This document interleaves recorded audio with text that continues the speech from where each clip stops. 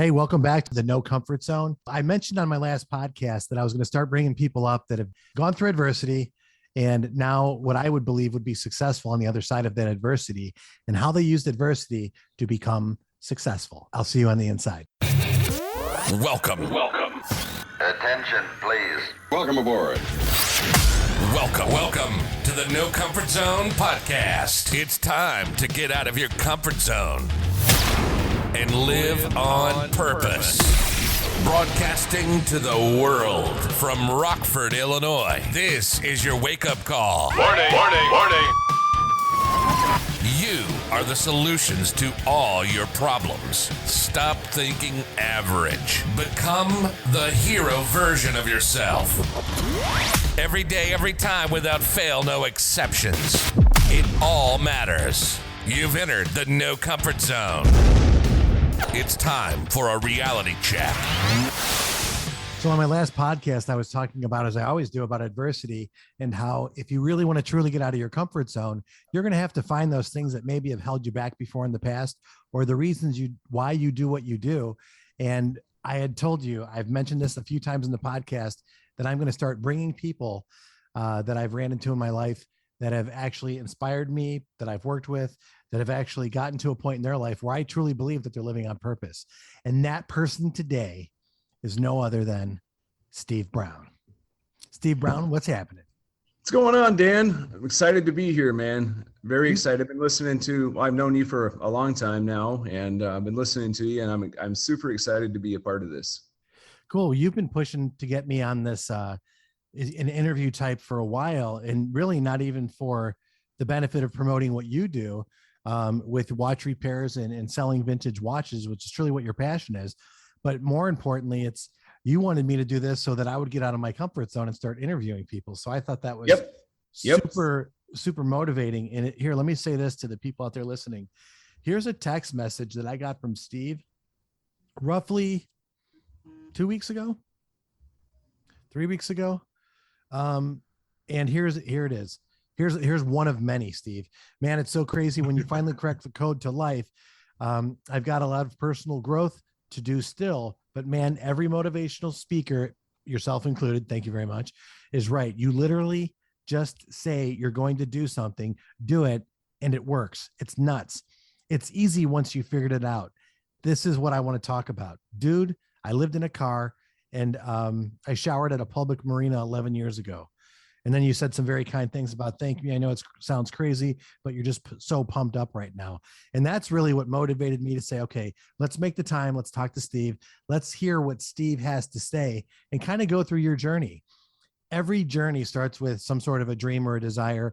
And most guys like our age get into a point where you do things by accident. But you, on the other hand, got out of the accidental part of your life and you decided that you were actually going to start living on purpose. And what is it that you do now? And what are you so pumped about? And what drives you on a daily basis? Because I think it's absolutely amazing.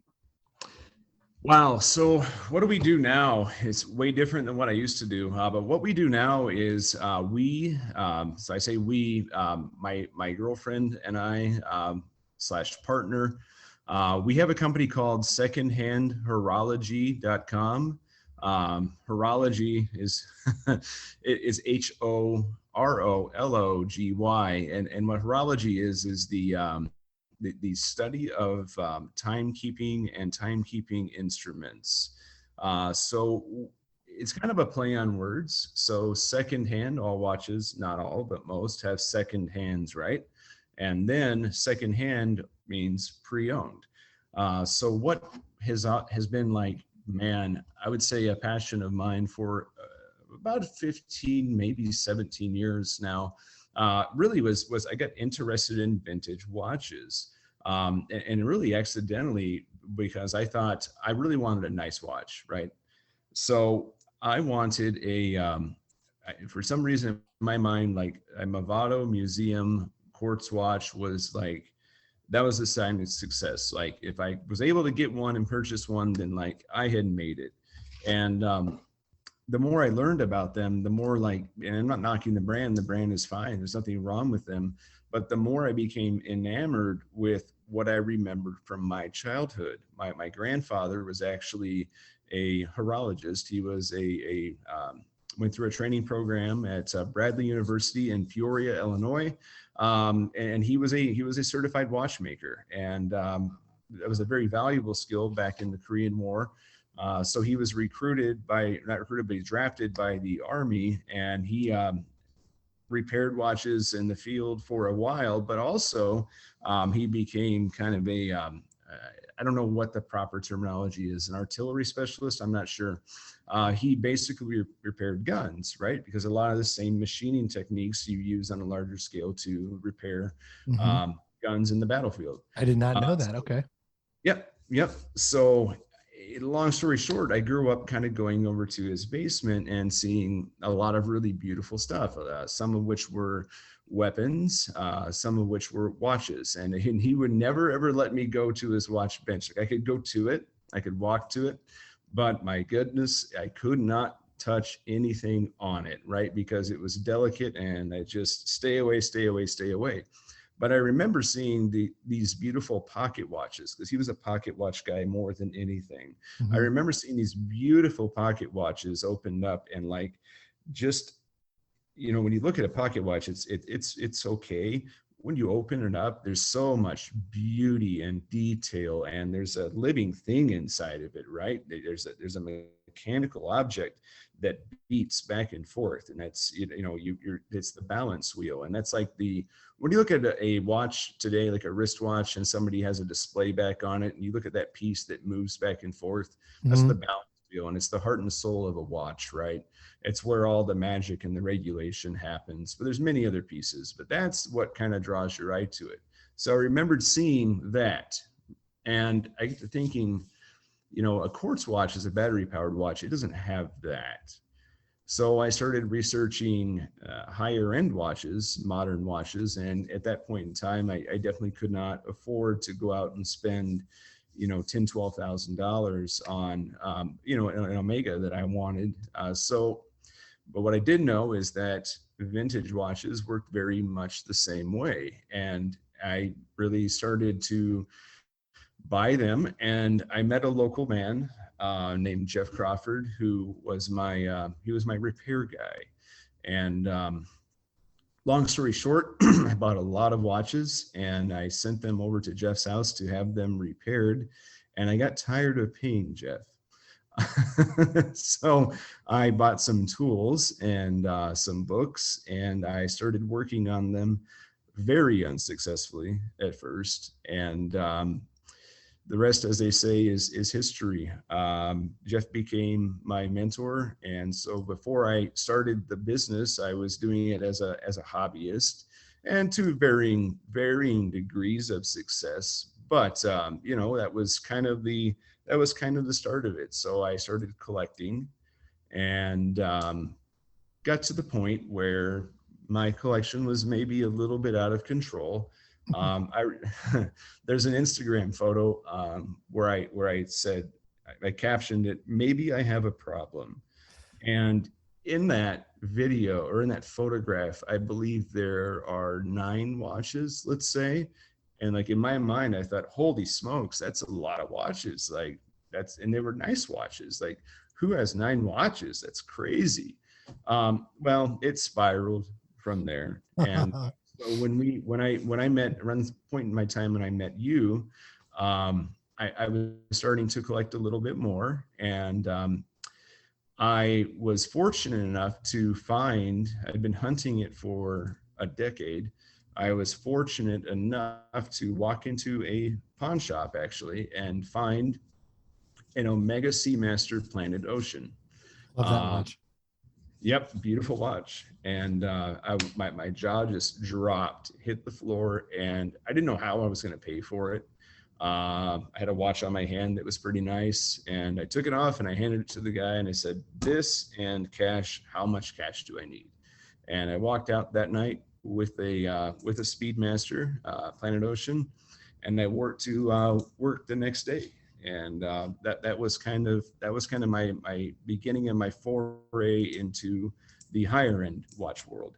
And that was that. And so the addiction, I guess it's funny because you talk about addiction in Mhm. the show at times, and addiction is a funny thing because it's not necessarily always bad. It's like the whole thing, moderation. What's the saying go, Dan? So the one that I've been using lately is that everything is good in moderation, even moderation. Okay. I've heard it the other way, except for moderation. So I became kind of hooked on these things, and without boring you too much, I got to the point where I was over 600 watches in my collection, like 690s. And the way I always justified this was, well, if anything ever happens, financial crisis, I lose my job, whatever, well, I've got a lot of watches I can sell. Mm-hmm. And then something happened, Dan. Right on. I mean, so if I could, I want to take the listeners through a little bit of a journey, because here you and I are sitting in a sales meeting, and I was facilitating the meeting, and the meetings were always designed to give a salesperson an idea of something that they can do to use that day, vocabulary, word track, an idea to help them sell that day. And back in the day, we were cars, as I'm still in the business.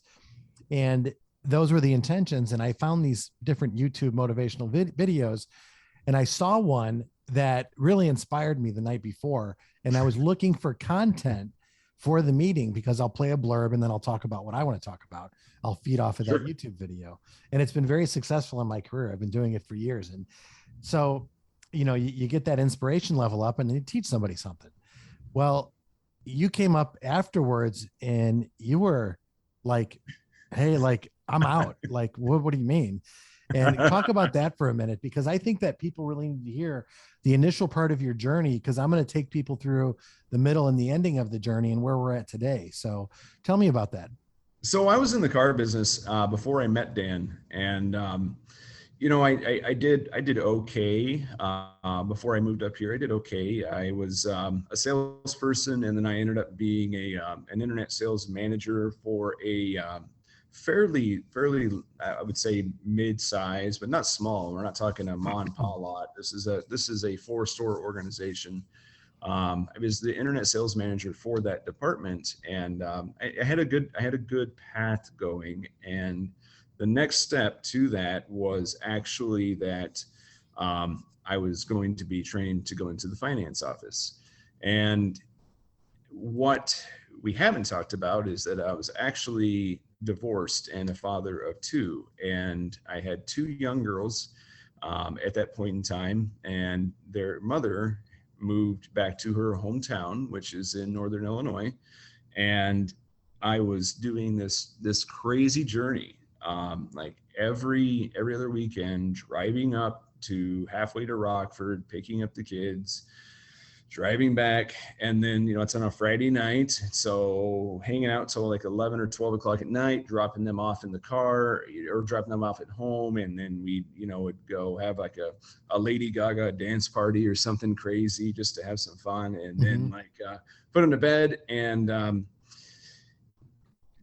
go to work the next day because it's the car business, and come home at whenever the last deal finished. And then we got, that evening, and then we got most of Sunday up until about the 3 o'clock range. And from there, it was get back in the car and drive up and do that whole cycle again. So I got to the point where I'm like, you know what, I have a good job. I make good money. But this sucks. I feel so absolutely empty. And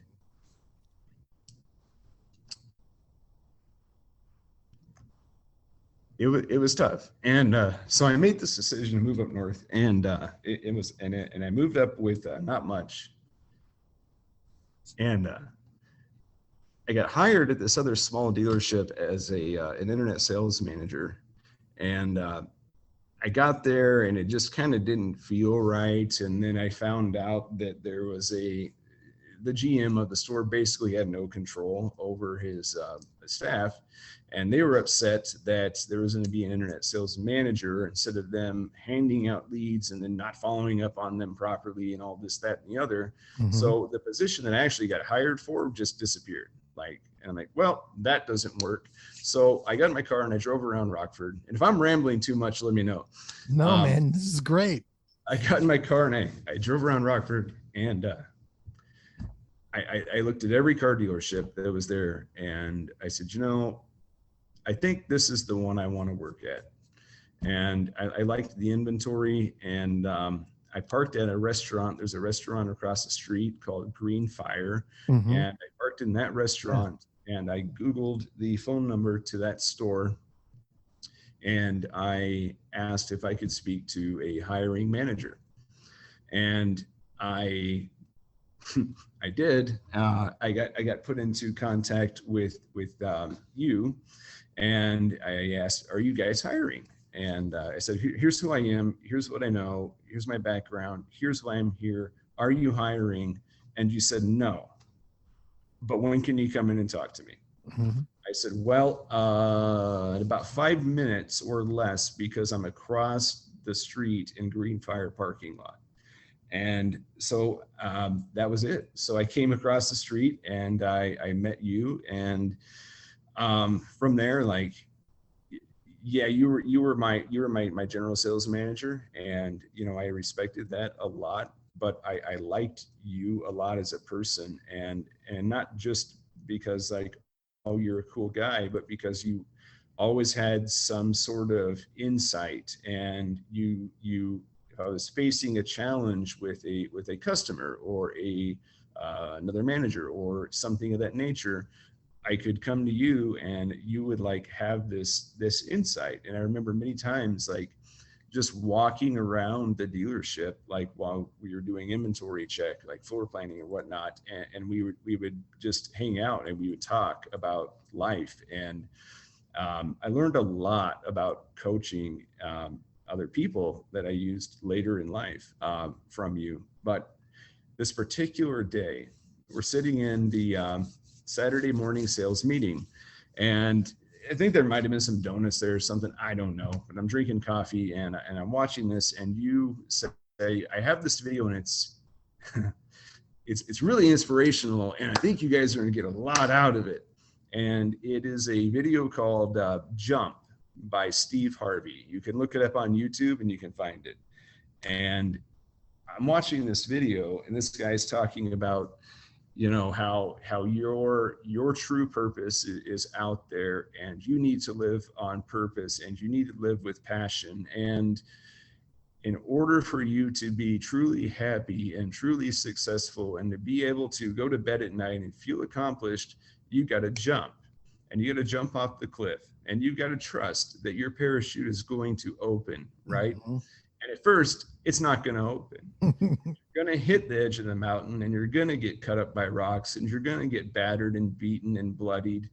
But eventually, your parachute's going to open. And he starts talking about people that he knows who took the leap, so to speak. And we're sitting there, and I'm watching that, and I'm going, well, okay. So I like the car business, but I really, really, really love the timepiece world. And I had this feeling, I always had this feeling that there was something there, right? There was something there. And there's a lot of like-minded individuals, and somebody out there has to be the guy that furnishes this stuff to people, right? So I had been thinking about it for years and years and years. Is how can I do that? How can I do that? How can I do that? And I watched that video, and afterwards I walked up to you and I'm like, Dan, I think I gotta quit. And you're like, what? And I'm like, that video, man, it was like, thank you for playing that. It was the most inspirational thing I've ever seen. And I think this is not what I want to do anymore.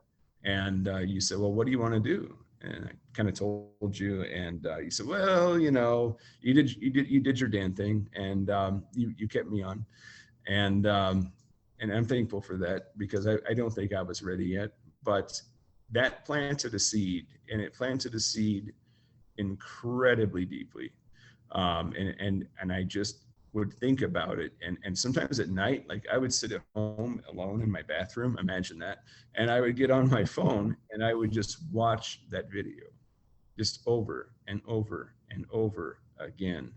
So that's that was kind of the start of it, and then years later it changed. But that, without that video and that experience and that moment and you showing me that, none of this would have happened. Yep. And I remember that day like yesterday, because I felt like such a dumbass showing that video, because when you first came there, I know you struggled. And that's the best part. That's my journey into the automobile industry was a real rough one to begin with. And then in the speaking world, it was very rough also. And I just realized as long as I persevere and outlast everybody, I'm going to be successful. And you stayed after that. You stayed for a while. And what I want the listeners to know is you advanced up in your career. You offered to volunteer in certain areas, and I don't think you were compensated fairly. And then the one thing that happened, where this was a defining moment for me, there was a few of them in a row, but this is one of them, was when the office was cleaned up and ready for the finance manager to be put into that office. The new finance manager. Which was supposed to be you. Yes. And you were led to believe that by me and by other people. And for full transparency, the guy that we worked for had another agenda. And I know some of the people that you and I used to work with listen to this podcast. So this will be a shocker. The carpet was pulled out from under us. And that was not a good thing to do to somebody. But then you found an avenue, you went that route. And on a segue, because I want to talk more about your company and what you're doing now and the successes that you've had. But I will tell you this, because you stayed and you found a place within a different dealer group. When I resigned from the automobile industry and completely quit and was working on the book and working on speaking engagements, you fulfilled one goal that I have never shared with you before. What's that? That I wanted one client that I could coach that would pay me the amount that I wanted to get paid for a whole year. And you did. And I'm currently with that one client right now to this day. And that's been 5 years now in the making. And you're the one that called me up and said, hey, so-and-so wants to meet with you. And I'll let the audience put two and two together, but you fulfilled I know for sure when we met, we crossed paths for a reason. We have similar broken marriages, children. I have my addictions that I've dealt with before. You've had some adversity that you've dealt with before. And now this is the cool part. Here's how this all kind of comes together.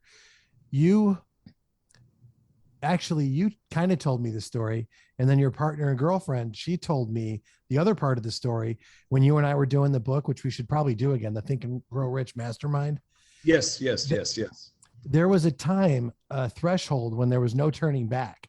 And that was when you were together with her and you had an opportunity to invest what I would call, sounded like to me, a substantial sum of money, pretty much everything you had, into your inventory. Is that right? Am I right in the story? So tell me about that experience when you did that and the feeling you had right after, because this is what I believe is putting everything on faith and belief in yourself that you're going to do something. And this is where you say, fuck it. I'm putting it all on the line. I'm going all in. And what happened? Well, so there's many different facets to this, but I'll tell like what I think are probably the two most relevant parts. So I've had like, not only like I've done my homework, right? And I have a very strong belief that there are certain geographical areas and demographical areas where I can actually go out and find really, really, really great inventory, right? And so long story short, pandemic happened and I got laid off on one day and she got laid off the next day. And we're sitting there and I'm like, okay, well, what are we going to do? So we had fun for like 2 weeks and cooked some good food and had some wine, watched some movies, and it was nice. But like, okay, we got to do something more than this. So we started going through the watch collection and started selling them off. And sometimes it was terrible, like pieces that like I valued personally, or pieces that I knew had value, were just going for just stupidly low amounts of money. And like, I need the money, so we're just gonna go with it. So we went through all that, and I'm not gonna say every deal was bad, because it wasn't. We survived, 100% survived through the pandemic ourselves, and we didn't have any real true issues, and we were very happy. I got the call to go back to work. If you want to, we understand you've been busy doing your own thing. If you want to go back to work, we'd like to have you. Okay, cool, no problem. So I went back to work, and things were just different. And without mentioning specific names, I was working for a Highline dealership. Okay. Mm-hmm. Which ironically, this particular brand is my favorite brand of all brands. And it's been like one of my other lifelong dreams was to be associated with this brand. Yep. Well, it's a small town. Rockford's a small town. It's a metro area of 400,000, right? So only so many people can afford to go in and purchase these products, right? Mm-hmm. So we had my manager, so to speak, is a guy who was also a salesman. So really, it was kind of a weird scenario. And then knowing that, and just really, I wasn't making any money. And I started thinking back to like some of our hardest months during the pandemic. I was making more money then than I was on my good months during being back in the dealership world. And I'm thinking about all this time that I'm missing, and all this effort we put in, and what we started to build, and how we were starting to get customer reviews and Google mentions and excellent eBay feedback scores, and had these dreams to branch out and grow a website and improve my personal skills and all of this. And so my partner, girlfriend, whatever you want to call her, because she's definitely both, I'd come home from work and we would talk every single night. And it got to the point where she's like, you've got to do it. You've got to do it. You've got to stop. You've got to jump. You've got to jump. You've got to listen to the video. You got to pay attention to yourself. You got to pay attention to what you're thinking. You got to think about things being said to you. Jump. And finally, one day, I jumped. And we took, I'm not going to say how much money. To some people, it's a lot of money. To some people, it's not. Mm-hmm. But to us, it was everything we had. Yep. Booked a plane trip in January of 2020. Is that right? 2021? 2020. Yeah, 2020. Out to Las Vegas, and airfare was like nothing. It was like $70. It was amazing. Stayed at the MGM Grand in a great room for like $16 a night. But we weren't there to play and party. We had built a list of all of the pawn shops in Las Vegas, and started going to them and introducing ourselves. And hey, do you have any inventory, old inventory, looking for vintage watches, newer watches? What do you got? What do you have to move? Outdated, like what do you got to sell? Mm-hmm. Knowing what I know from the car world, like sometimes you just gotta blow it out. You gotta get your money back. So I'm asking for those products. Yeah. We went to, we had some luck. We picked up a few things, and then we went to a place that's very famous. And if you can imagine what a famous pawn shop is, this is the and we go there, and it's again probably the most pawn shop in the world. And we walk in the door, and we get greeted by this really nice young sales guy, and he asks if he can help us find anything. I said, actually, yes, you can. I'm looking for timepieces, looking for something nice, and we're looking at in this Rolex after Rolex after Rolex after Rolex. Like, okay, yeah, whatever, it's fine, not knocking it, but like everybody's got a Rolex. I'm looking for something different. Out of the corner of my eye, I see this box, and I see a shape inside of this box, and I'm like, oh my God. is that what I think it is? And I said, sir, can I see that box right there?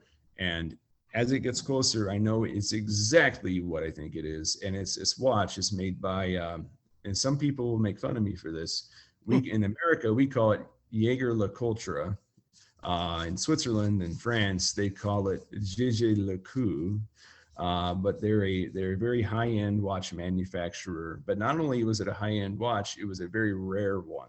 It was one made in 1992, and they only made 500 of it. Now, when they say 500 pieces, we're not talking about 500 pieces total in the like it's a special dial and they wrote 1 of 500 on it. No. Everything inside of it, every piece inside of it, there's only 500. There's no interchangeable parts with any other model in the history of the company. That's it. Oh, wow. And I see it and I know what it is. And I'm like, well, what do you want for it? And he says, $8,000. And I said, well, are you willing to negotiate on this? And he said, well, we've had it sitting here for 2 years. So yeah, probably. I'm thinking 2 years. So what some of the feedback, I'm going to back up just a second. When I was telling people my idea of like how we could build this business and what I thought we could do, everybody said, you're crazy, you're crazy, you're crazy, you're crazy. How are you going to go out into the world and go into businesses, to jewelry stores, to pawn shops, and find inventory, and you think that you can do better than them and take their inventory and turn it for more money? And I said, yep, absolutely, because I just know my product. And which is something, you always stress too, know your product, your product, right? And any sales guy should. So long story short, this thing had been sitting there in this pawn shop for 2 years. Nobody even looked at it. And I, long story short, worked a deal, left, called him, and got him down to $6,300. And I went to US Bank and I pulled out $6,300. I put $6,000 in my pocket. I put $300 in Genesis's backpack. We walked in and I laid out $6,000 on the counter and I said, can we make a deal at this? And they hemmed and hawed and I walked out with it. And long story short, I took it home, freaked out, terrified, like no sales data existed on this watch since 2016. So this is my most recent comp, was 2016. It was at a Phillips auction in London and it sold for just a shade over $16,000. So I was pretty sure I was in the good. Wow. We went home and we still didn't have any idea how to price it. Took some very nice photographs, put it up on a website called Chrono24, which is kind of like the DuPont registry of the watch world. And less than 24 hours? Pretty sure it was less than 24 hours later. Sitting downstairs, my phone goes ding. And I look down and it's $22,079 have been received. No way. And, yeah. So that was the proof. Like everybody, my family, my mom, my dad, my friends, everybody's like, you're insane for taking this trip and going to spend this money. And like, no, I believe in it. I believe in it. And so that actually got sold to a Saudi prince. And he didn't even so much as ask a question. He just paid. Wow, that's just amazing. Yeah, we developed kind of a relationship. So we talk back and forth. It's really weird. But so that was the proof we needed. Like that was it. And so from that point forward, that's what we've done. And not just high-end watches like that.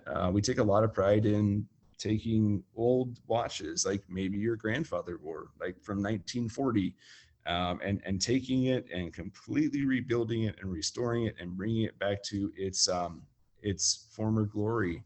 And we developed kind of like I gotta find something. Can you give me a t-shirt real quick? I'm gonna walk away for just a second. I just need a t-shirt. It's on my bed. So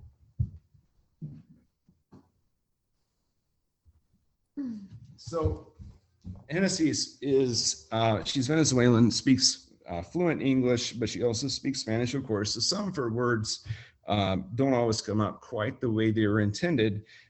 We also got invited, like, as by like one of the vice presidents of like some new startup auction thing, like, hey, would you guys try to work with us? Yeah, fine, I'll try it. Right. So we have, like, I've been told, I've been told by him, I don't know if it's true or not, we have the #1 watch show on his platform. And then one of the nights, Hennessy's was actually hosting a show because I had a trip I had to go on at one of our live auction events. And she kept saying, like, it's a Georges watch. Just look at it. It's a Georges watch. And like, our audience went crazy over it. Like, they loved it. And people just kept like commenting, say it again, say it again, say it again. And so we had t-shirts made. Oh my gosh, I got to get one of those, man. Yep.